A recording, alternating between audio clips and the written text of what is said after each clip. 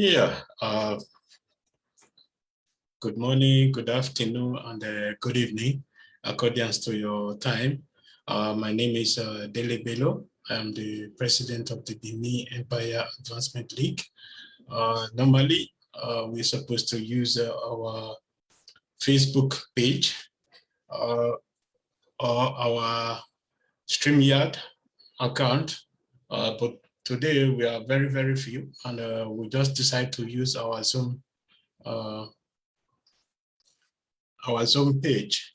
So today I'm going to be hosting our P.R.O and our vice president. At the same time, we are going to be talking about this organization, and also at the same time, we are also going to be talking about the Itsekhure of Benin. The Itsekhure of Benin, the title, and I'm going to be asking our P.R.O questions about the institution of the Itsekhure of Benin.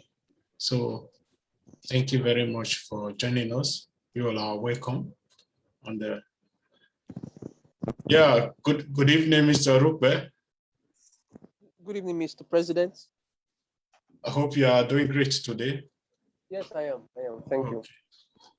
You have to turn your okays right now. Yeah.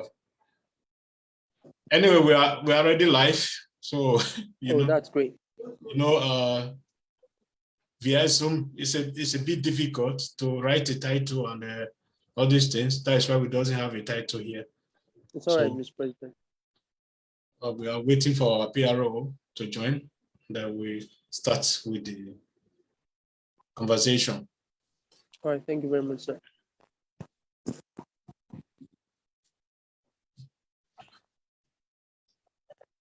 Okay. Let me see if Mr.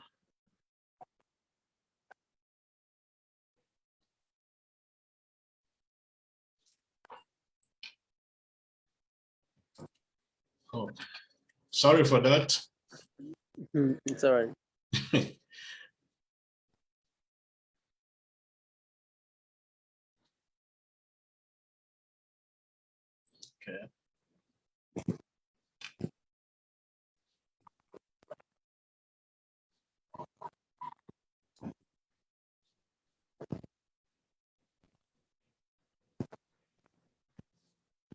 Hold on, sir.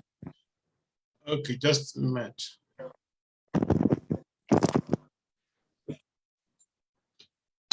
Okay.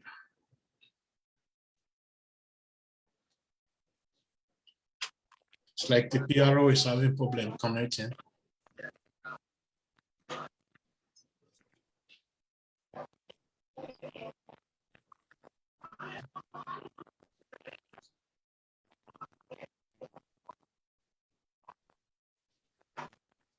Yeah, let's continue with our conversation. The Benin Empire Advancement League is a peaceful organization. We stand for peace. We stand for our culture. We stand for our history. We stand for humanity. We promote peace. We promote our people, business, and we do a lot of things. We do a lot of things, and we as organization says all Benin sons and daughters are highly welcome to this great organization. And as a member of this organization, you have a lot of privilege. You have the privilege to advertise your company. You also have the privilege to do so many things in this organization. We are still in the building process, and yes, we need the Benin's as a whole to join us in this organization. Okay. Yeah, the P.R.O is not still here. Maybe he will be Sorry, joining Mr. us President. later. All right. Yeah, maybe we can start, or we just wait a few seconds or minutes. Okay. Let me see if I can call him. I just spoke to him right now, and he'll join us pretty soon. Okay. Yeah, I was in the process of introducing this organization to the general public. So maybe you can also add your voice, sir, if you wish. Yeah. What we stand for and Okay. The Benin Empire Advancement League is actually a sociocultural organization that was established solely for the emancipation and the development of every descendant of the Great Benin Empire, the ancient Great Benin Empire. And its membership is drawn from at least 4 different countries, namely Nigeria, Benin Republic, Togo, and Ghana, though it also extends to some Sierra Leoneans and some Southern Cameroonians who today still trace their roots to the ancient Benin Empire. One of the main reasons why this organization was founded was to have some sort of integration amongst our people, and also to promote business, knowledge, history, and also help ourselves develop spiritually, and basically that's what we've been doing since this organization was founded, and that is what we would continue to do until we achieve our aims, which is to see the unity of all descendants of the great Benin Empire, unity in all ramification. So yes, this is what the Benin Empire Advancement League is all about: the progress of descendants of the great Benin Empire anywhere you are in the world. So, Mr. President, um, it's been a wonderful experience, and we've been able to reach out to our brothers in Benin Republic, in Togo, and in Ghana, most especially. And it's been one of encouragement, one of hope, and we get to experience happiness, amongst ourselves. And it clearly shows that every Benin descendant, irrespective of your ethnic group, whether you are a Bini, an Esa, Urobo, Ishekiri, a Ga, or an Ewe, or a Fon, it clearly shows that we are loving people, and we always want to see the best in others, and we always want to try to encourage unity, foster unity amongst our people and all that. So it's been one of encouragement. It's been one of hope, and it's something we all should be happy and proud of. Thank you, Mr. President. Yeah, thank you, sir, for the good explanation. As you all, as our listener, you already understand what the Benin Empire Advancement League stands for, because this is a question so many people has been asking. So I hope everyone will understand today what we are doing and what we are capable of doing. The Benin Empire Advancement League is not just, as the Vice President explained, it's not only a DO organization, and it is not restricted to Benin City or to to Benin Kingdom or Benin Empire alone. We are also in Europe.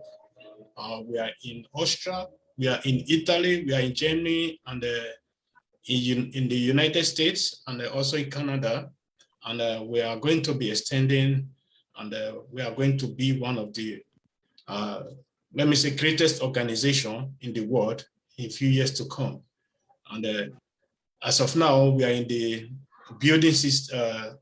We are in the building process, and we need builders, people who can build, who can be able to work with us, and people we can be able to work with. That is the people we need. We need workforce people, and we doesn't really need mass where we cannot do anything. We need people, capable people who can really work with us. And yes, we have a lot of agenda we are going to be executing, and we have started already.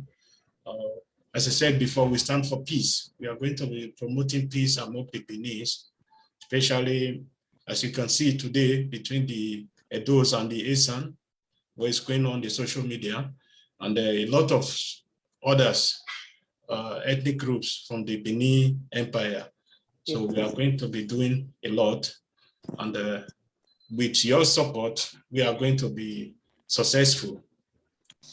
So that is for now. We are still waiting for our P.R.O to join us in this process, but we will continue with our vice president before the P.R.O can be able to join us.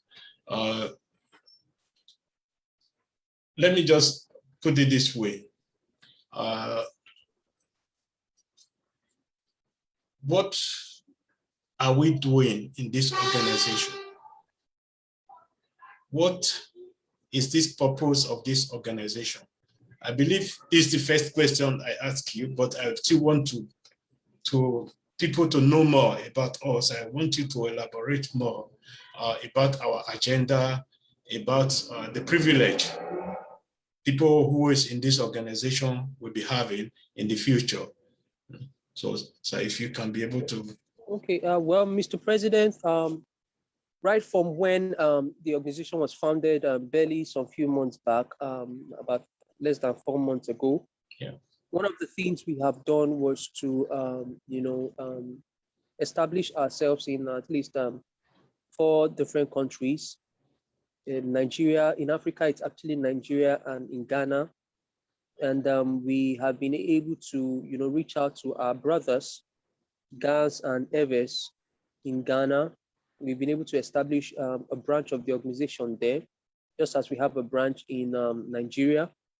We have been able to undertake, we are still undertaking several poverty alleviation programs, especially in Ghana, where we have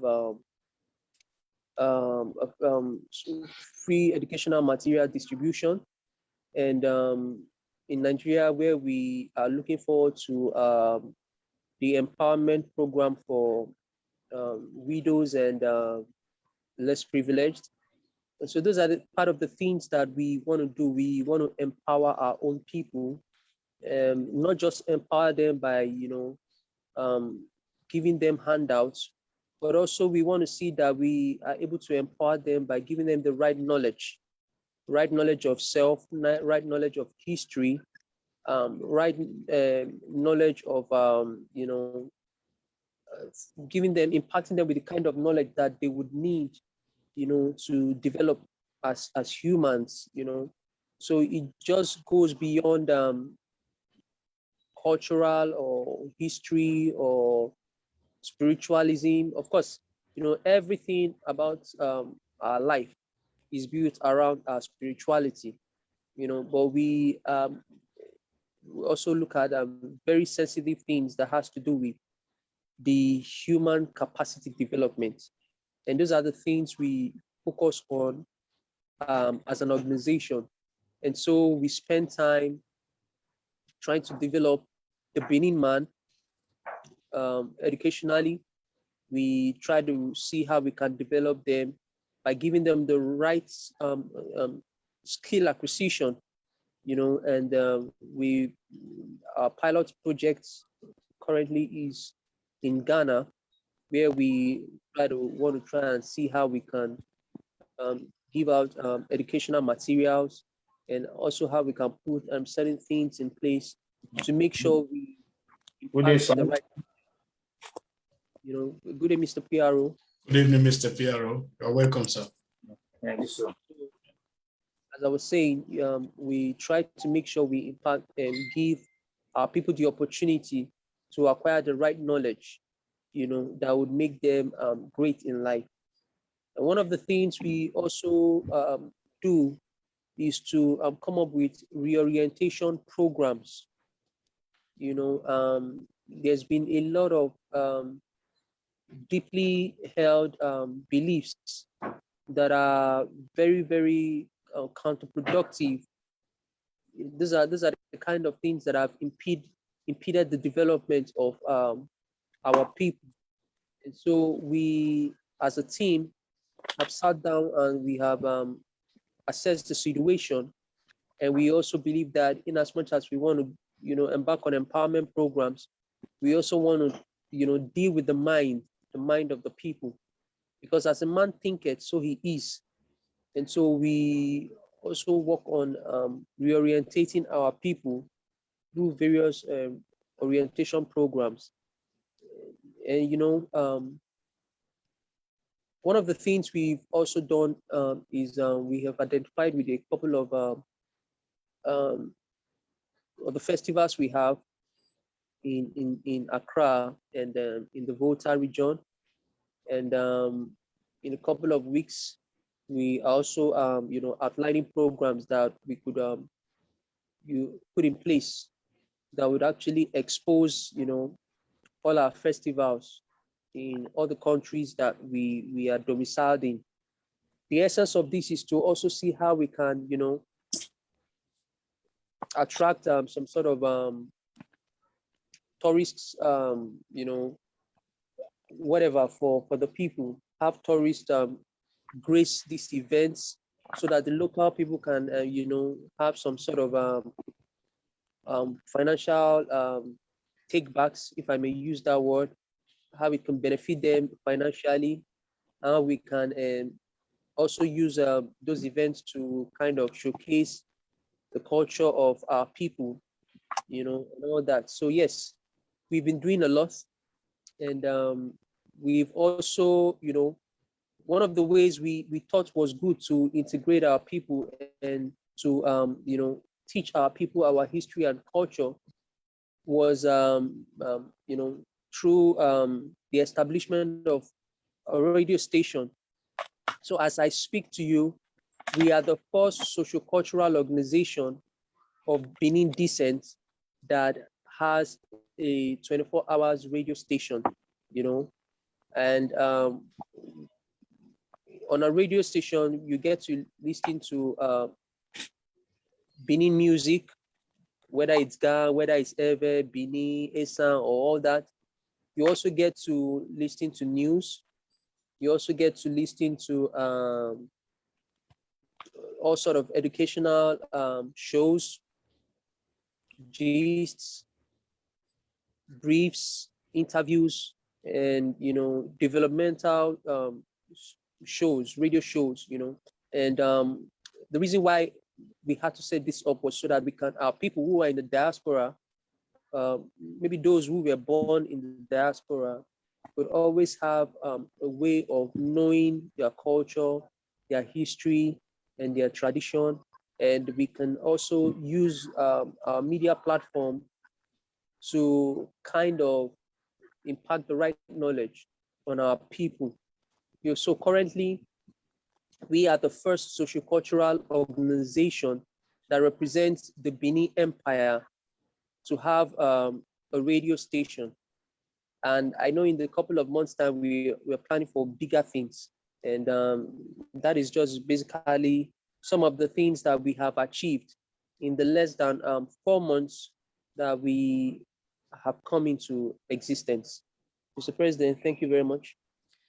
Thank you, Mr. Vice President. Thank you for the good explanation and and everything you have been doing for the organization. Yes, as the Vice President rightly said, we have our radio station. You can listen to music, to history, and teachings, and so on. We also have our Facebook page. You can join us there. We have our Instagram and YouTube, Twitter, and we also have our website also, where you can also join us and know more about us. Right now, and let me introduce to you all our P.R.O, Mr. Joe Wise. Mr. Joe Wise, you are welcome, sir. Please introduce yourself to the house, sir. Thank you, sir. I want to first of all apologize for a little bit late. You have almost done the introduction. What else am I going to say? Like you said, though you just introduced my let me say my nickname. Okay, sorry, sir. No, it's okay. That is my Facebook name anyway, which is a derivation from the meaning of my name. My name is Joe Etinosa. I come from Benin City, Edo State of Nigeria, a descendant of the Benin Empire. By the grace of God, I am the P.R.O, as you have rightly said, to the Benin Empire Advancement League. So I believe as we move further, we'll get to know more as we discuss. Okay, thank you very much, sir. Today, Mr. Ewan will be teaching us a little bit of our Benin history. He will be talking about the title of Itsekhure. And I will be asking him some questions about the title Itsekhure of Benin. I believe the title doesn't exist anymore or is suspended, and he's going to teach us the meaning of Itsekhure and why Itsekhure was created in the Benin Kingdom or the Benin Empire before. So, sir, can you tell us a little bit about the title Itsekhure and why it was created in the Benin Empire? I want to thank you for that question. Firstly, I want to say that part of the reason that necessitated our idea of coming out to educate our people on the historical matters of our origin and lifestyle as a people. It is because we've come to understand that very many of us in these modern times do not really show much interest about knowing our past and knowing actually the roots and the source for which most of the things in the kingdom existed. Itsekhure in Benin, let me use the word as it used to be before year 2017. Itsekhure ne Osioba, which means Itsekhure, the friend of the Oba.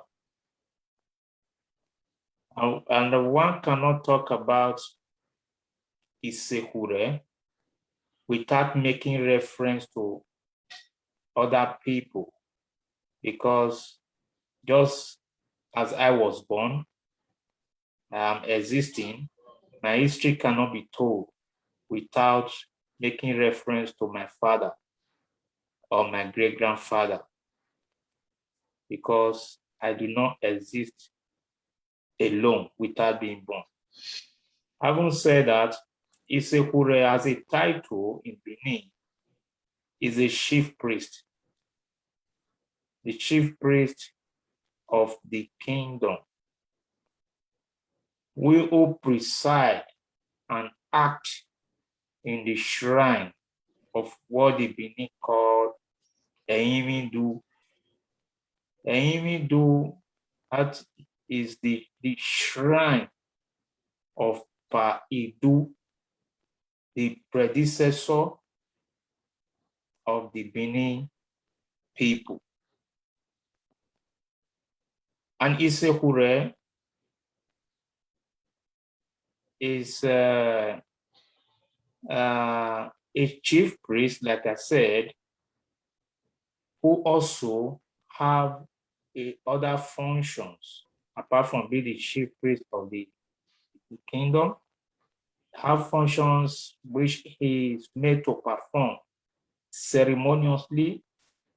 For example, during installation of the Oba, during Ikwe festival, and some other occasions. His Itsekhure title used to be, or it is, a very important title, though I would say it is an exception of an existing title which have the power, the traditional authority to perform all of these functions Itsekhure perform.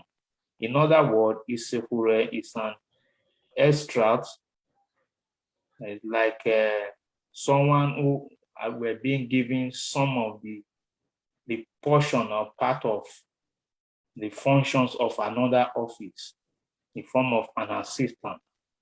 So he is an assistant to another title, reigning title in the kingdom, which, as we move on, time will permit us to explain in detail. Okay, sir.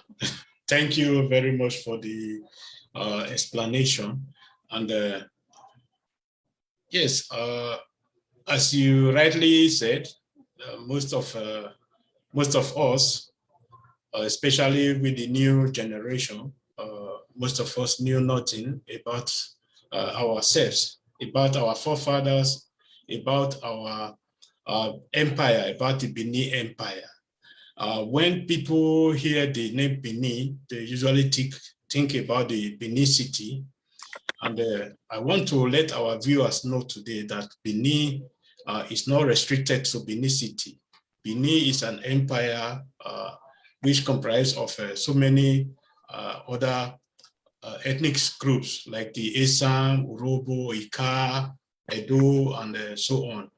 So to come back to our topic, Mr. P.R.O, sir, can you tell us why the title Itsekhure was created?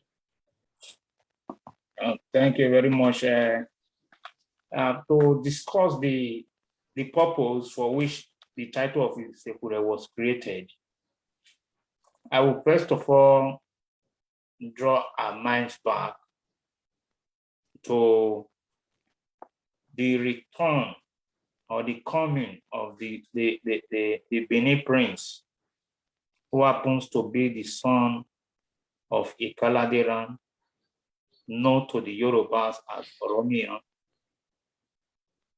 We all know when Oromia was coming to Benin, there were some certain chiefs who are also believed to be of Benin descent, by family extension of the Ikaladeran in Ife, who Ikaladeran, known to the Yorubas as Oduduwa, sent along to escort his son, Omonoyan, to Benin. Some of these chiefs, all of these chiefs have various responsibilities given to them. And I'm going to highlight the names of these chiefs. But precisely, we are going to talk on one particular of these chiefs who happen to be discussed. Because if we are to discuss the issue relating to Itsekhure and the purpose for which it was found, we need to draw this baseline for proper understanding. Like I said, the chiefs that was sent, though they might not have been known as chiefs at that time, they were like a delegation. The people known to have been sent, Ihama was among them. We have Osa among them. We have Osun among them. We have Elawure among them. Today, the Elawure, all of these chiefs are all known to be hereditary. Elawure today, when you hear of Elawure of Usen, is directly from that line. And then we also have other ones like Edigin. Edigin was one of them. Orodogbo was one of them. We have which other one? Olotun and Ehendowu. So among these chiefs, I'm going to talk on Iyama, which have the relationship to the Itsekhure.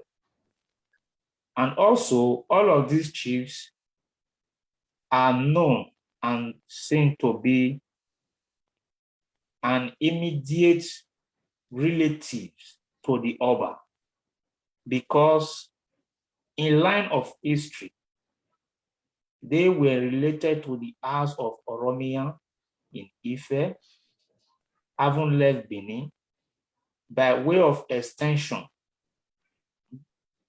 that is why they were sent as members of the family and the priest and prince at that time, along with their extended brother, Oromia, to Benin. Like I said, I'm going to connect the creation of the title of Itsekhure to Iyama. Historically, Iyama is the father of Itsekhure. It came to pass that, as now recorded in history, during the era of the fourth Oba of Benin, the fifth Oba now, Oromia now has been listed as the first. Before now, we used to refer to Oba Owodo, Oba Ewedo, as the fourth. So by current ranking, he is the fifth Oba of Benin. Oba Ewedo ruled the Benin Kingdom in the year, between the year 1255 to the year 1280. And at that time, he was the first Oba or king in the whole of Africa known to have built a prison. The prison was named after him. That is why the typical word for a prison in Benin today is called Ewedo. That is the literal word, Ewedo, which comes from Oba Ewedo. Having said that, he was more or less like a war king.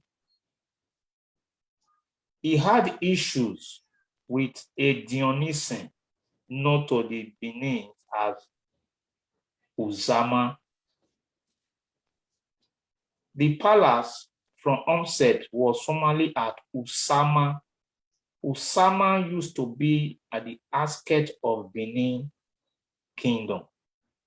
It was not within the main city. And at that time, the Uzama chiefs, I will not call them chiefs. They are they are elders. They are not chiefs. Because they have been as elders of the kingdom right from the time of Ogiso dynasty. They have been just the same way we have Ogiso dynasty. The Uzama today are there, though it was 5 of them. They were referred to as a Dionysian. At that time, they almost possessed the same power with the Oba, because historically, during the time of the Ogiso dynasty, the first Ogiso, known as Ogiso Igodo, was an Odionwere, and the Dionysian then, who are today Uzama, were also an Owere in their various villages. When it came to the turn of Igodo, it became Ogiso, and the sole responsibility of the entire kingdom were given to him.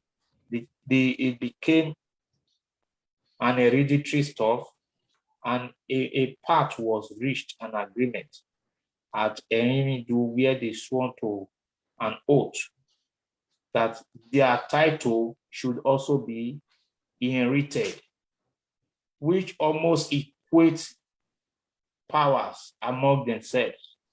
So as a result of that, down to the beginning of the Oba dynasty up to the reign of Oba Owodo, there was always that kind of grandstanding mode between the Uzamans and the Oba, in order to weaken the power of the Dionysian. The Oba Ewedo decided to move the palace out of Usama, because at that time there was this close relationship of neighborhood among them. The Usamas also have, the Dionysian have their own palaces. For example, Edonhen Palace is not far from Ring Road there. Chief Olia Palace, who is the head of Usama, his palace is right at near Olia Market there. We have P.R.O, whose palace is at Urubi by Iyaro there, and other chiefs, other Usama. So they had authority as well.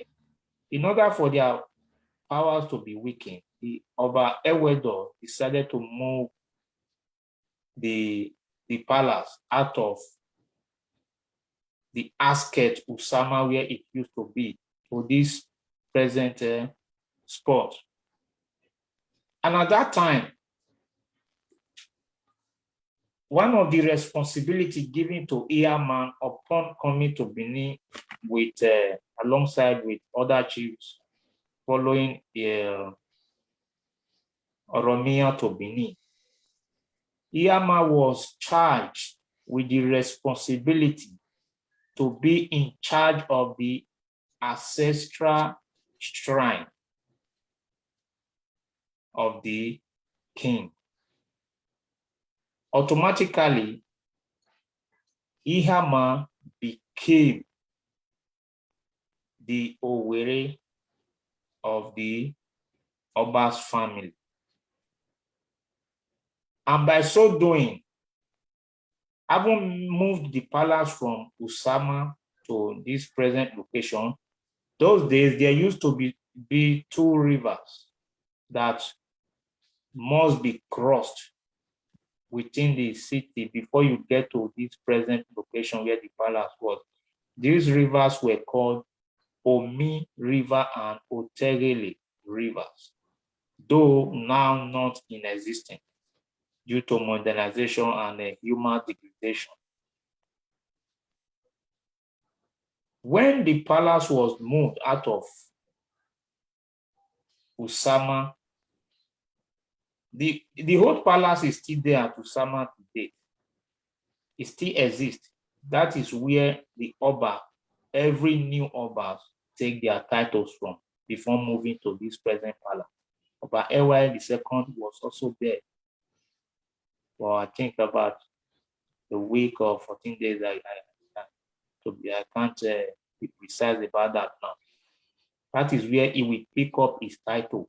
It is during the coronation, the title he picked will be unveiled.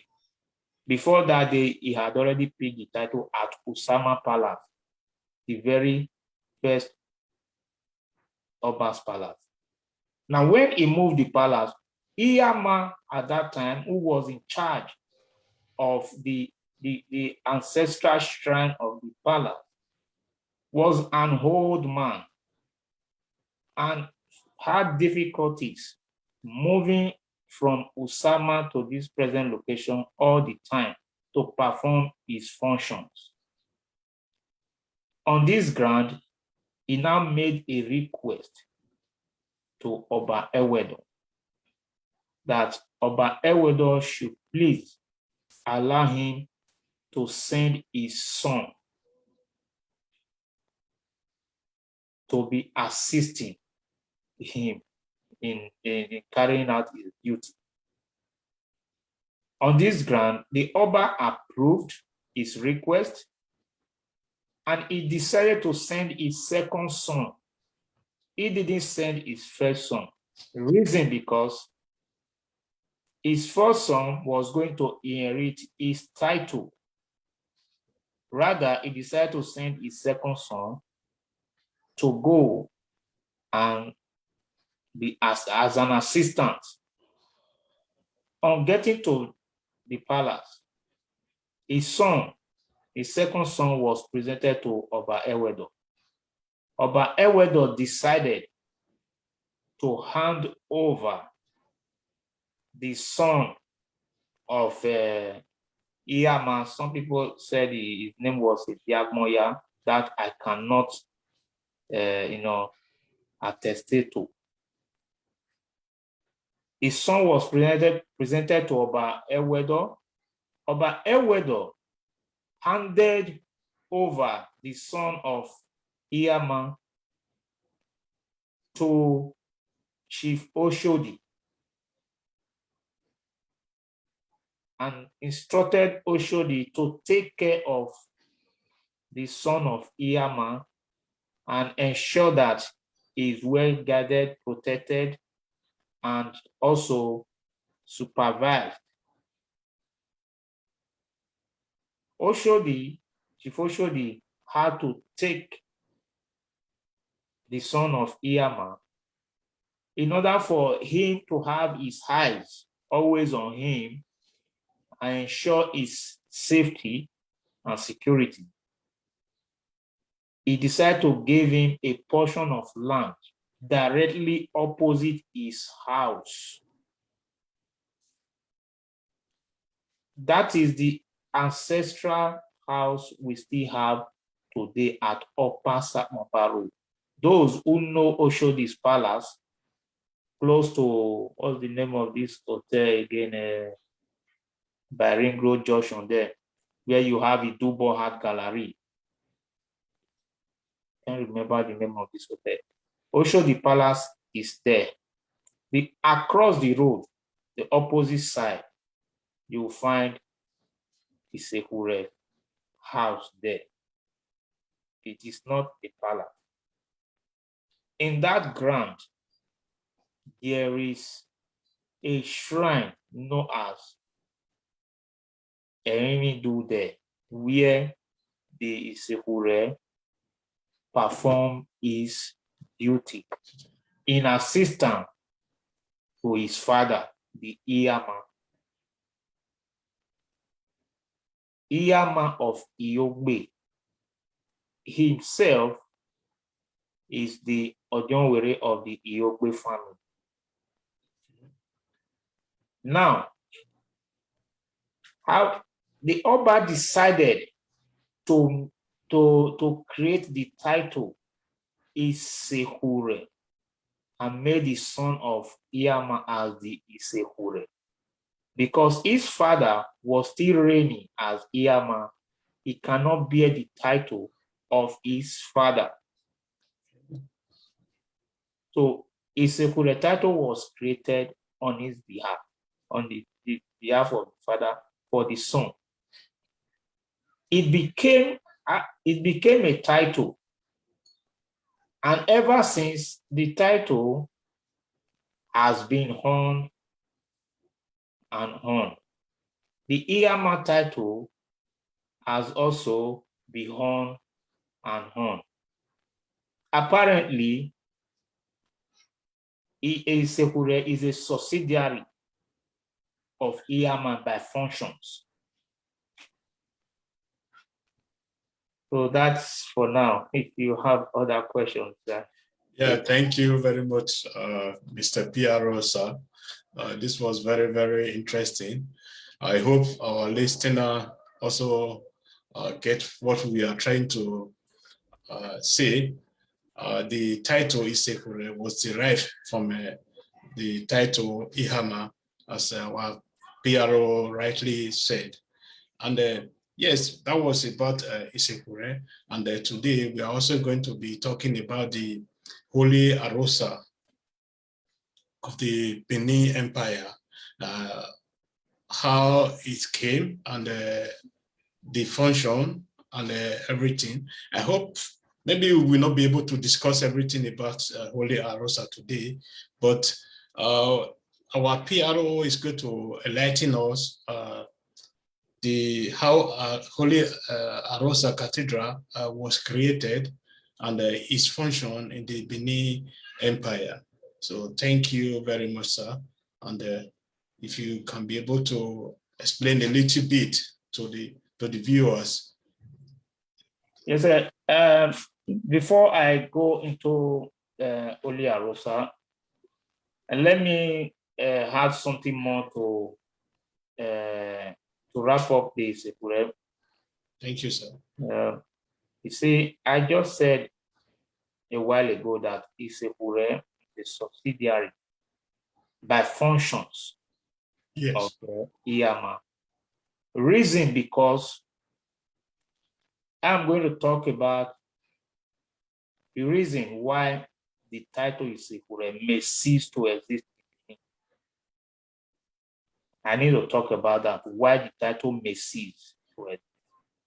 Now, it may cease to exist because I want to say that in time past, the Obas of Benin have actually been that lenient and very friendly and lovely that they never see need to abolish the title. Because in our present day, the Iyama now live within. If Iyama cannot easily access the palace to perform his functions. And these functions given to Itsekhure to be performing has never been retrieved from him. So he has all this while be honored, respected, and accepted to keep on performing these functions. But something happened that led to the suspension of Itsekhure, which definitely I will presume that in the near future, the suspension of the Itsekhure title will lead to abolition. Reason because the same functions made to be performed by Itsekhure happens to be the same office, the same right and responsibilities of Iyama.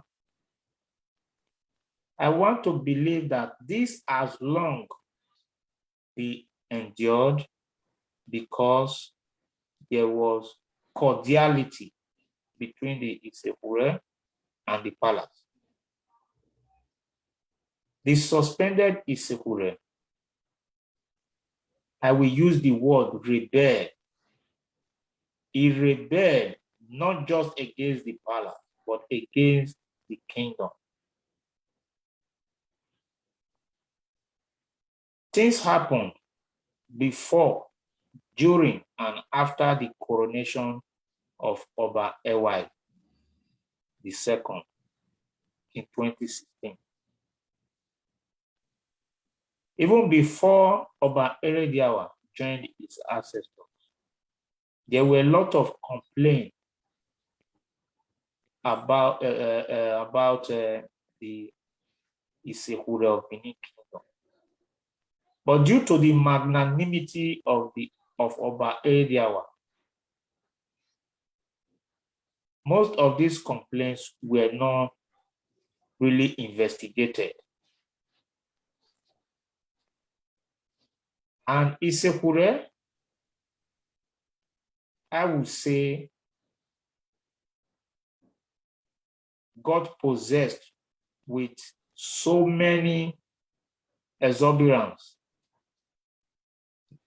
due to several allegations that was leveled against him. He was accused of high-handedness, not respecting the hierarchy chiefs within the kingdom anymore, assuming the sole authority of the kingdom to himself by taking up issues already decided by the palace, bringing them to his house, turning his house to palace, and making judgments for which were not within his rights. He also was accused of several land disputes in various communities. They bring issues to his house and other, influencing, at the same time, influencing judgments in a way of collecting what the Beninese would call okode. The word okode means someone who takes bribe. Yes.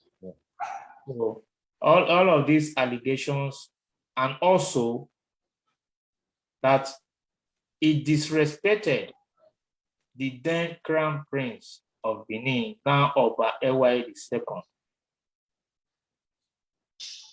There was a statement also accredited to him that he vowed and said he would never serve, he will not be under the service of the father and the son. Forgetting that the son is the Oba designated, because the moment a crown prince is born in Benin, he is born an Oba. He's already an Oba, though not reigning. Even the grandchild of Oba Ewai now is already an Oba, but not reigning. So he forgot this at that time. Due to this high-handedness, the Oba Ewai, the crown prince, then requested his father to look into these allegations, and Itsekhure had thought that without him, the coronation of Oba Ewai II will not go forward and will never be heard. He forgot the history that created his title. He forgot the fact that he was only acting for his father, Iyama, who is the subject to the palace. And he forgot that his father and the palace can decide to retrieve these responsibilities from him. By so doing, he rejected and refused to participate in the coronation. Not that the palace stopped him from participating, because a lot of people don't know what transpired. There were several attempts made by the palace. High-ranking chiefs, including the Iyase of Benin, approached him, calling him to order and wanting him to come for amicable resolution, for better understanding. He refused due to high-heartedness and said, without him, coronation will not hold, certain things will not be heard. The history that gave birth to his title was now looked into. And as such, he was placed under suspension by the elders of the kingdom. The Iyase of Benin was there. On the newspaper, a Punch newspaper, 2017, if you read it, I'm going to give you the quote.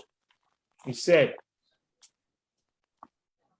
the indefinite suspension of the Itsekhure of Benin, Chief Nosa Itsekhure by the Benin Traditional Council took a treat on Wednesday when some senior chiefs from the palace of the Oba of Benin moved to his residence to take possession of what they describe as Oba's property.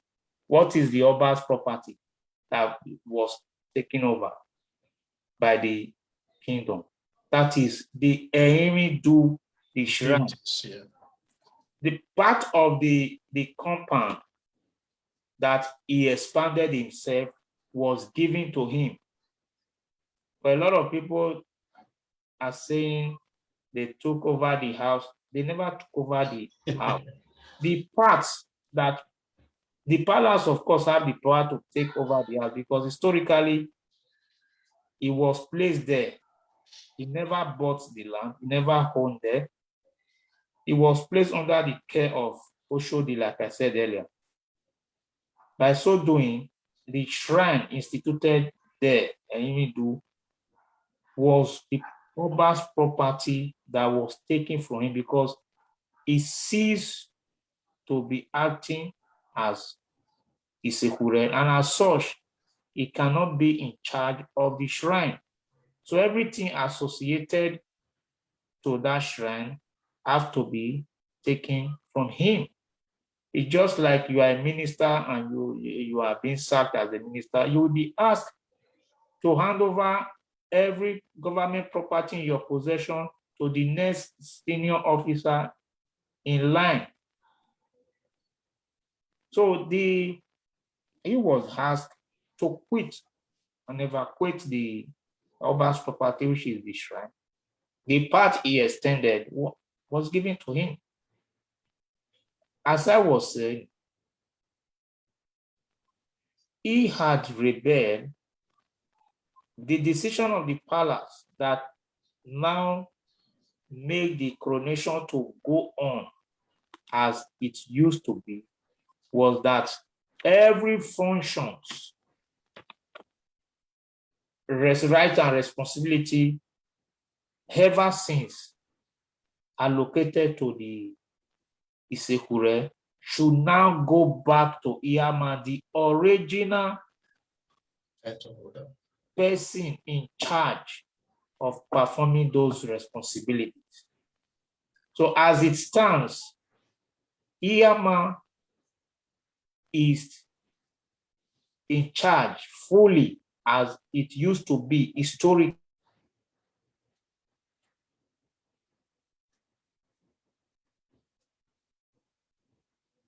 Okay. It's like we are having a, a We seem network to have problem. lost him there. Yeah. Like I can Okay, hear are you. you back? Okay, I think he's back now. I can So hear continue, you. sir. Yeah. So what I said is that I said the way it stands, Iyama now have every of his functions relating to his office back fully as it used to be historically. As long as the title of Itsekhure remains in suspension, Iyama will continue to perform his full responsibility known to him and to the people by the Benin people, known as the functions of Iyama fully. Itsekhure title stands suspended, and by way of understanding, it is going to end up with abolition, because in Benin we have a balance that says that Oba Ariekete, that Duhi, that is to say, whenever every Oba comes to the throne, each of them make their own laws. The same thing goes in normal secular governmental system. Whenever any governor or president comes into the society, new laws, new proclamations are usually made. So therefore, it was by proclamation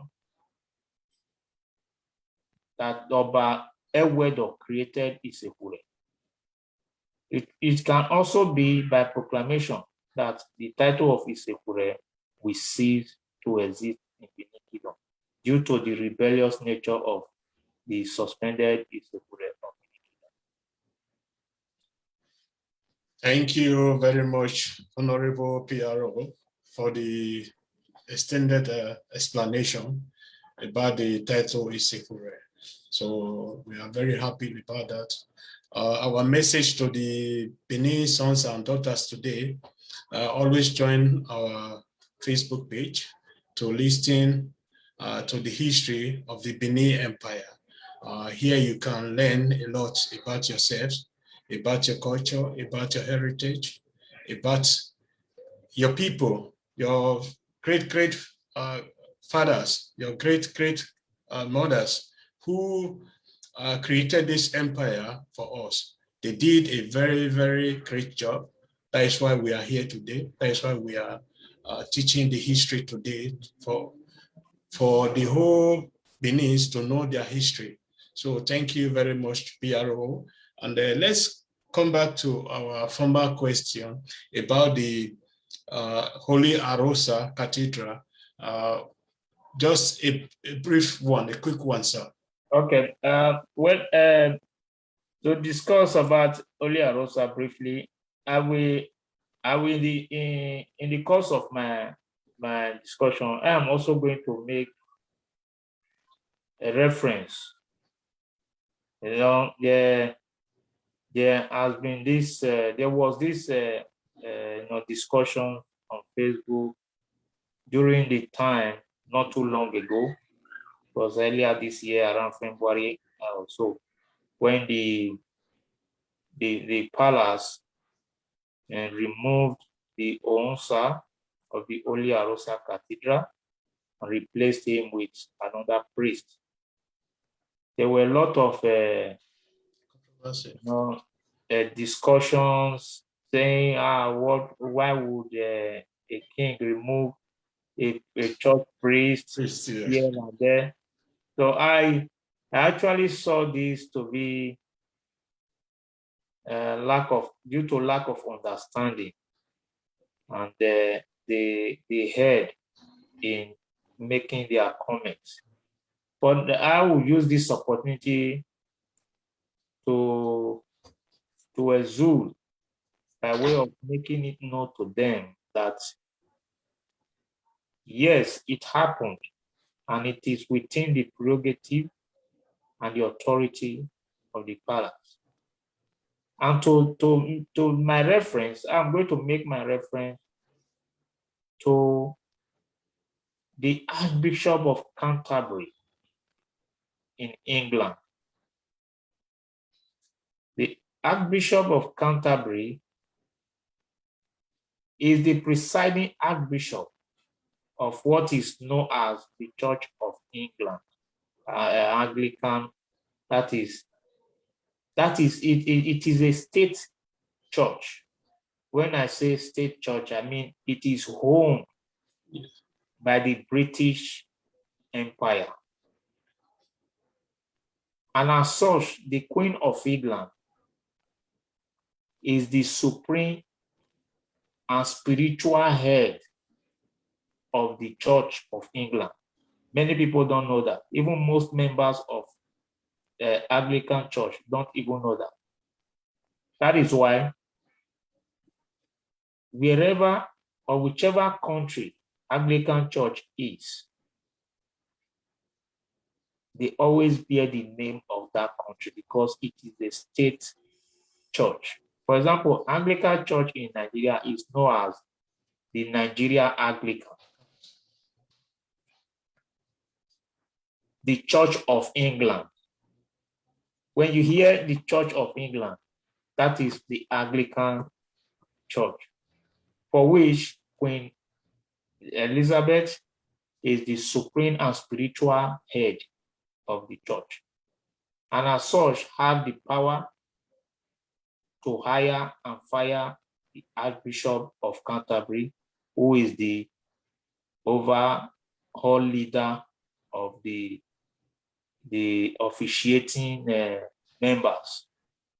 He appoints, and upon the appointment of, upon recommendation for the appointment of the Archbishop of Canterbury, 2 names are usually sent to the Queen by the Prime Minister.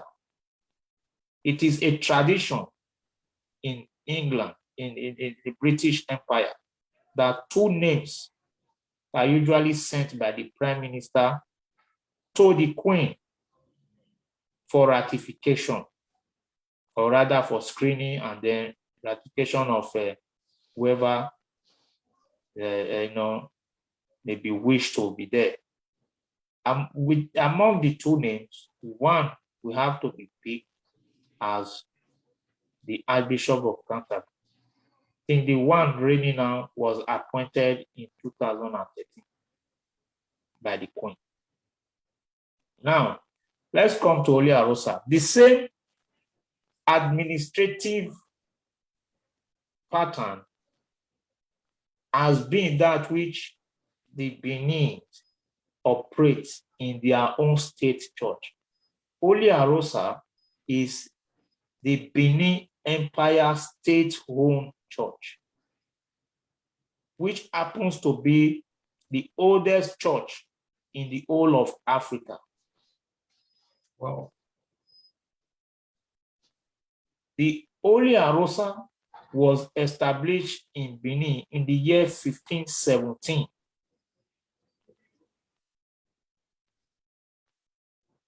It was established in Benin in the year 1517 by the King of Portugal.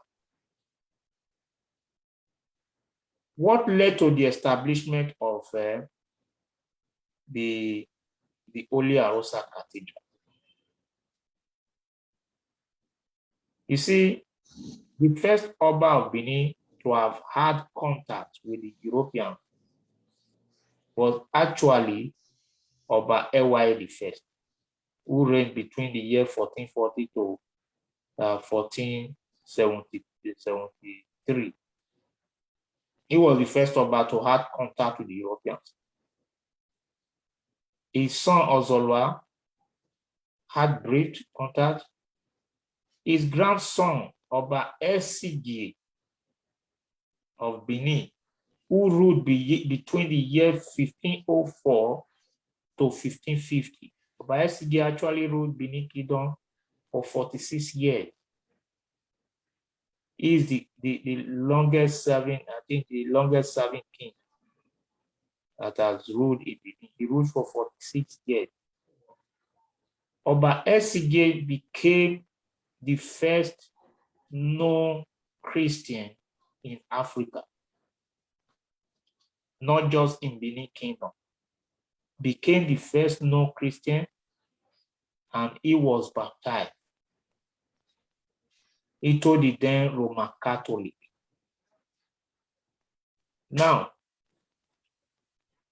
During the reign of Oba Esige, what actually led to the creation or establishment of Holy Aruosa was that in the course of trying to defend the empire,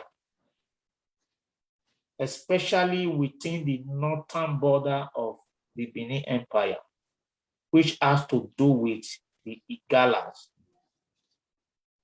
Because Oba Esige felt there was need to defend the northern parts of the border because there were a lot of threats, which there was a premonition of threats, which it made him to write a letter at that time to the King of Portugal, requesting for military support and equipment in order for him to defend the northern border of the empire. The King of Portugal, through Afonso de Aveiro, sent a letter to Oba Esige. In that letter, it was stated the King of Portugal at that time replied by saying that if the Oba and the kingdom can become Christians, they have all it takes, whether militarily, by weapons, anything, to support the Benin in defense.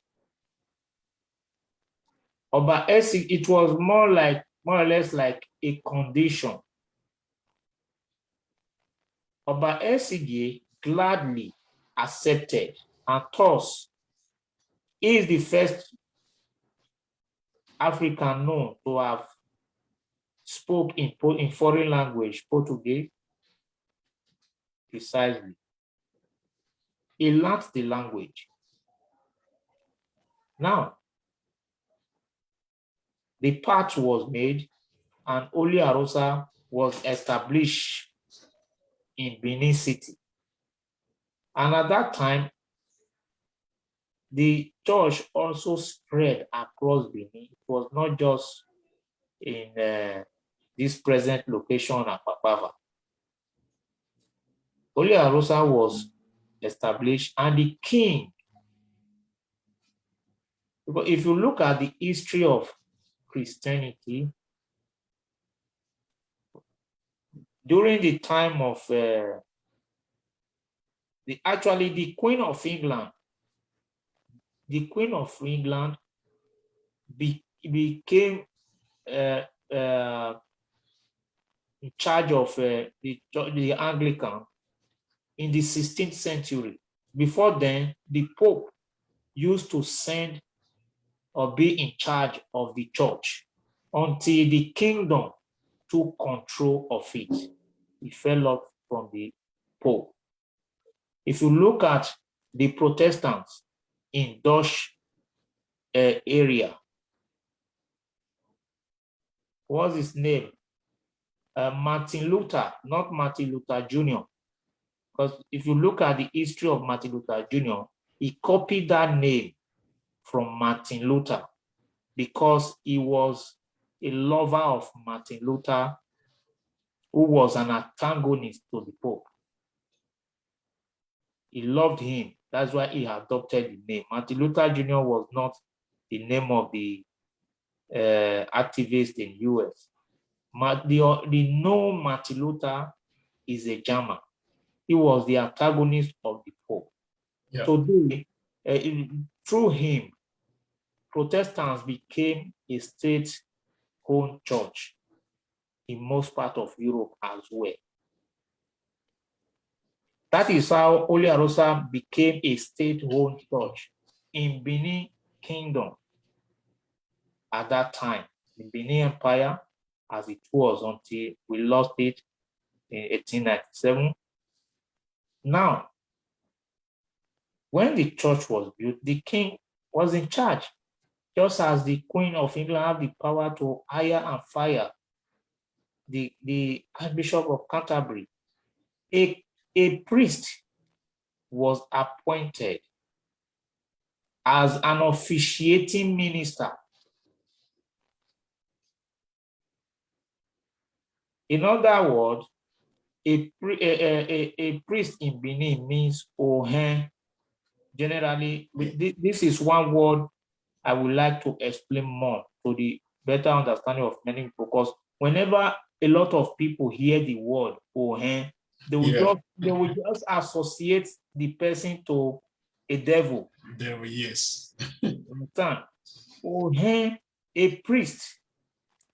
For example, a pastor now is an Ohen. That is why in Benin, if you want to address a pastor in a typical Benin where you say Ohen Osa, that the priest of God. That is the meaning of Ohonsa, the priest of God. So if you want to address the pastor in Benin, you refer to him as Ohonsa, so and so, the priest of God, the person of so and so. So Ohonsa, the position of Ohonsa as an officiating minister was introduced to Holy Aruosa Cathedral of the Benin Traditional Council.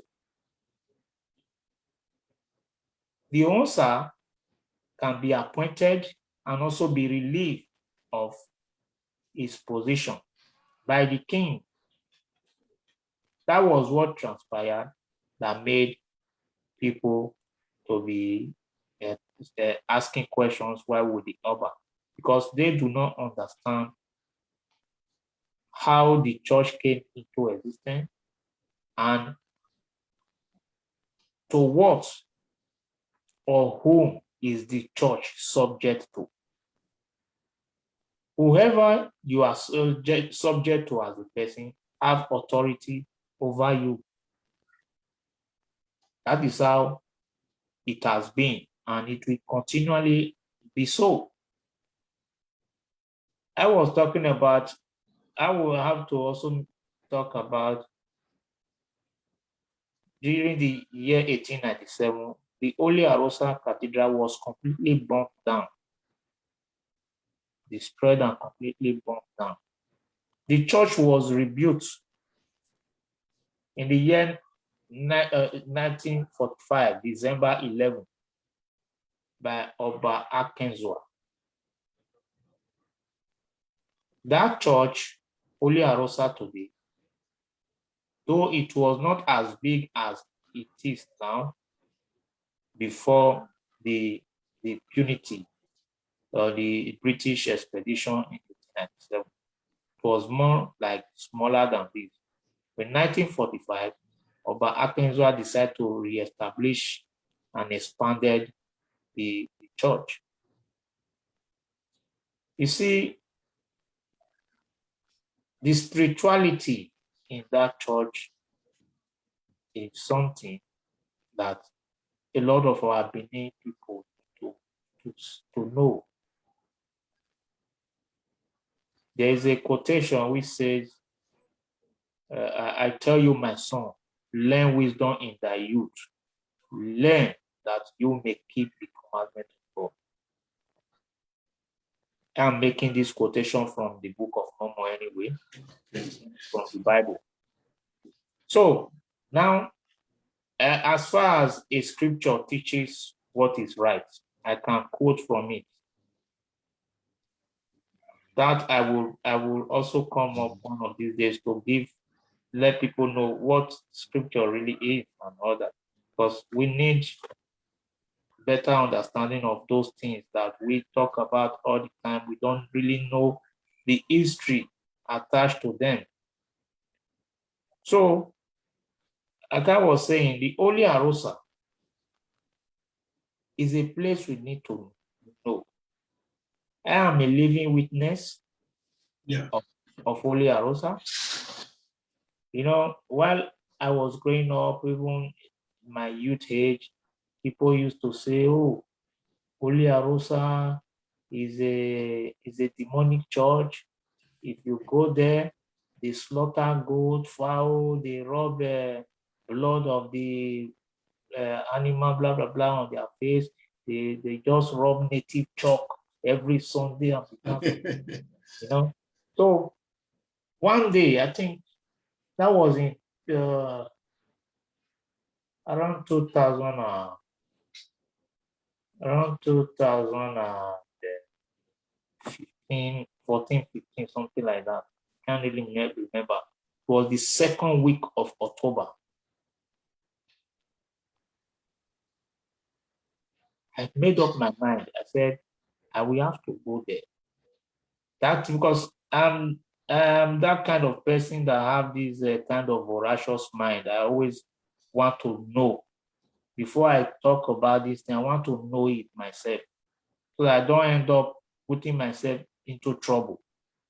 You know, I have to go there. I sat down, I entered peacefully. There was nothing like screening who should enter, who should not, who shouldn't enter. I sat down quietly. I observed the officiating pattern of the church. Everything was well organized, in order. It was lovely and awesome. You know that the second Sunday I went there, I continually attended. I was going there. After leaving my church, I will go there. After leaving my church, I will go there. I want to know more. There was a day, the Aruosa, that the person of RC Okao, my battery is low, I have to plug this phone. And the position of my charging port is under. That means I have to turn the phone, or I may choose to hold it on my hand, because I will hold it. So the removed Aruosa, person of RC Okao, one day he called and said, if there's anybody here who does not belong to group, should come out. They want to put people into groups. Do you know that I was moved? I joined them. So he called the various group leaders. The various group leaders, they are known as a Baba Egbe. Okay. You know? They have secretaries, a very well organized. They will look after the affairs of each other. If you do not come, your phone numbers, your address are taken, are penned down. It's about care and love. So I was also drafted to a group known as Oenoko Sare. So by rights and by as a Benin son, I am a member. Oenoko Sare. Yeah, very great. It's my group. So now, you see, there in the English, there is what is called the Articles of Faith. In Aruosa, it is called Ijaji Aruosa. Aruosa means the eyes of God. It literally will say the presence of God. Because when you are in the presence of God, the eyes of God is upon you. Now, we have what we call Ijaji Aruosa, which are the articles of faith. Some of the words are very thick in Benin. I may not be able to remember some of them. I would have loved to recite. It's a recitation. You understand? Before every service. And it is not a secret. It is something done openly. Every Sunday before the service begins, the deputy Onsa have to lead this recitation. The entire members will recite it. Whether you are a visitor, it's not a secret. You will recite it. Maybe if you permit me, I may give you a brief recitation as I can. I may make some blunder, but I will also try to explain the meaning in English so that people will know and not see things done there as idolatry or whatever. They will say, Iya Yawosa, Eniosa, no Yemagmo, Iya Yuwe, Osaloba Yemanagmo, Nagagai. Now, sorry, before we begin, the Onsa we first of all say in Benin, which means in English that in the olden days, before our father. Sorry, I have to take a little break. Okay, no problem.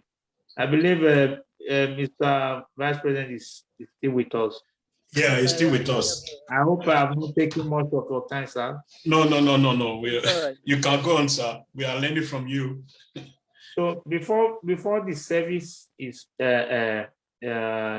begin to hold every Sunday, the Onsa, which is the priest, we say, in the olden days, our forefathers and our foremothers, before they come to the presence of God, they will first of all purify themselves. You see, when the Holy Aruosa was first established those days, they have a way of making that purification. In Benin, such things are also being used when you go to maybe a burial ground, or you got close to somebody just coming from a burial ground where someone was buried and all that, or maybe you participate in digging a grave, and all that. You have to cleanse yourself before you enter the house. How do you do this cleansing? You take the native chalk, put it on water. There's a particular leaf. I don't remember the name in Benin now. You put this leaf, no other things, just this leaf and native chalk, put it on a bowl, put water, mix it together. You sprinkle it on yourself. It signifies cleansing. That was what was used those days when Holy Aruosa was first established. It was later on, it has now been modified. Nothing of such is being done. What is being done is that the Onsa have to come out. We go around the congregation. He have a staff which he hold and wave it to both sides, in order to say, before our forefathers go to the presence of God, they purify themselves. So this now serves as the means of purification. It's like preparing your mind to come to the presence of God. You sanctify yourself. Now the assistant Onsa will now come up to say, Iya Yawosa. We will say after him, Eniosa no Yemagmo, Iya Yuwe, Osaloba Yemanagmo, Naga Gai, Naga We, Naga Wekri We, Naga Wemo, Iya Yuwe, Aderima We Managmo, Areni Yo Naga Ume, Vedo Kiki, Ikian Setimudia. Iya Yuwe, Eniosa no Wan, Onsa no Wan, Doja me no Wan. Iya Yuwe, Agmona, Amy, Anario Yayoko. I just recited it. I know there are some hard words I skipped. I don't really know that. I know are supposed to be in between. I know it's possible I missed something. Now, what I just said is this: the name of God, the Creator of mankind.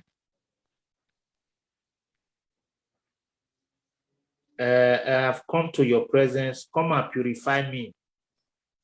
You know, if I believe that God created man, I also believe that if I do not do to others, or if I do not love people, or if I do not love others or do to them as I would to be done to me, I cannot stand on the last day. I believe that on this earth or in the world to come, will a man have consequence for their wickedness? Tell me, which of these present day mega churches make such, I would say, recitation as a sign of obligation and subjection to the presence of God in their various Sunday services? Holy Aruosa do this every Sunday as a reminder of covenant between man and God. And if you look carefully, in the past 10 years, Holy Aruosa Orukpe priest has been receiving yearly award from organizations as the best preacher of truth in Nigeria. The best preacher of truth, because they teach you things that you need to know, not the things you want to know. Or what you need, your needs are different from your wants. Your wants are mere desires, but they may not be those things that will uplift you. They teach you what you need to know about God. They teach you the truth. But it's so pathetic that we ourselves, we demoralize our home. And the lack of understanding is that we now subject only the source of happiness, only the source of truth, only the source of idea to the Bible and other books. I want to use this medium to challenge every sons and daughters of Benin to go to Holy Aruosa, worship there just for 2 Sundays. You will see the difference. Just one Sunday, you see the difference, and they evaluate the modus and operandis of the church and that of this present day. You see the difference. You see organization. You see institution. You see order. You will see truth. So that is it. Thank you very much, our Honorable P.R.O. Thank you, Mr. P.R.O. That was very insightful too. We really enjoyed the teaching. And yes, we are going to call it a day because of the time limit. As you all know, we all are workers. I'm working. The P.R.O. is working, and our Vice President also is also working. We have our daily business, and I hope we come out very soon again to teach, especially our P.R.O. and our Vice President, because I'm not also that good in history, and I'm also a learner. Thank you very much for being with us. And Mr. Vice President, if you have anything to say before we close. Yes, sir, the floor is open for you, sir. Okay, it's like we are having a network problem with him. Yeah, Mr. P.R.O., if you still have anything to say before we call it a day, just it's a very short one, sir. Yeah, well, just like you said, we don't have much time. I want to, like I said earlier, to employ our brothers and sisters of the Great Benin Kingdom to see the need to call their own their own. Okay. We have it parable that you don't stand in one place to see this time. It is not possible. Yes. It is not, and we should learn to understand the difference between idolatry and culture. We should learn, or not until our people understand that, they will not get things right. They will Yes. continue to live in disarray when it comes to seeking for knowledge and understanding. We will continue to be deceived.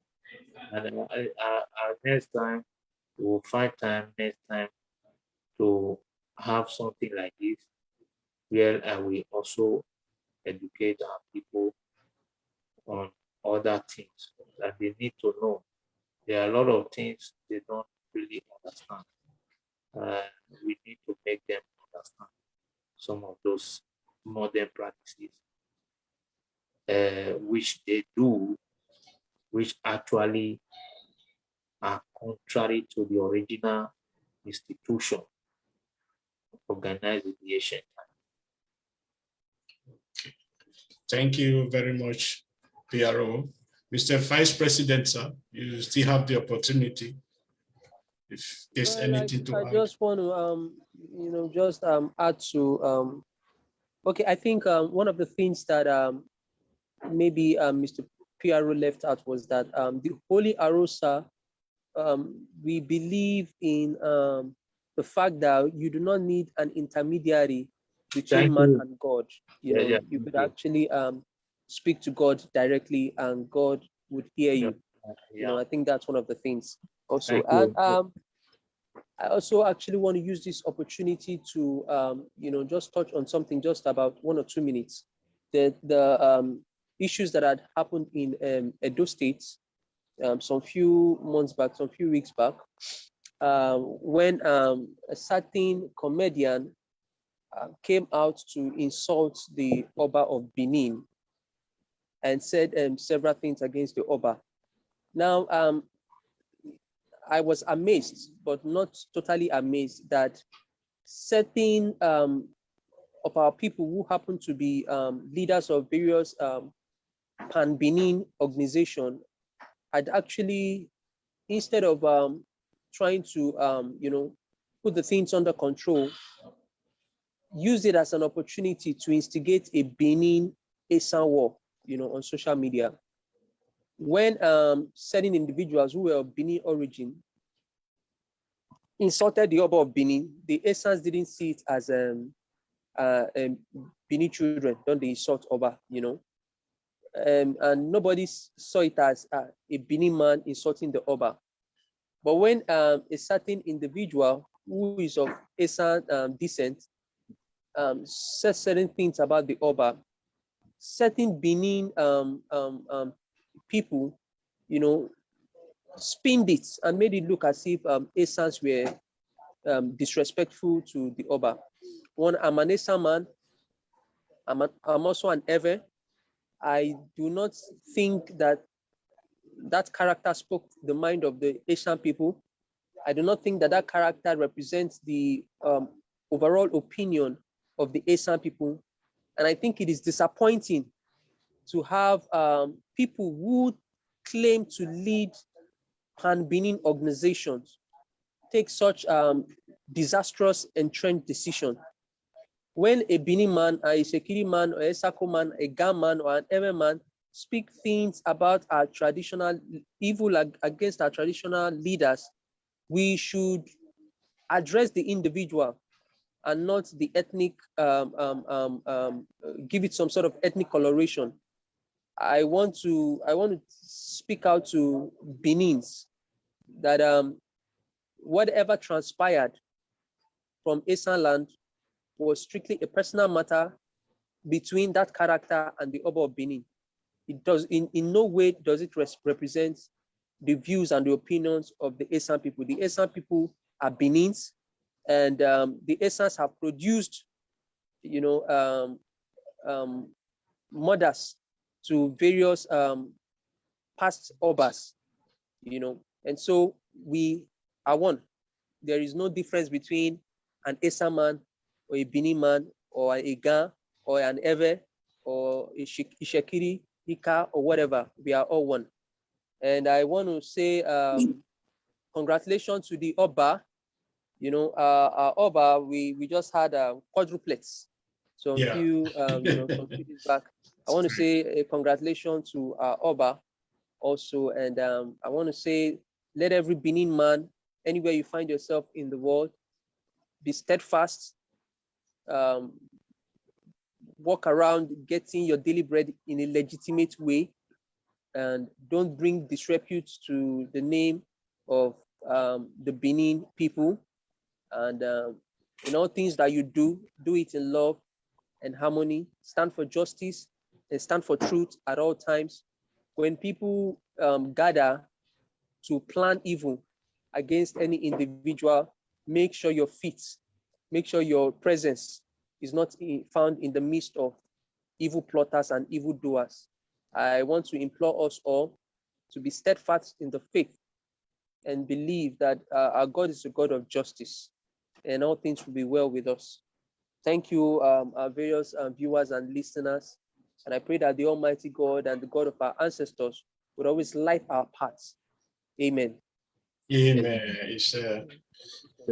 Thank you very much, our Vice President.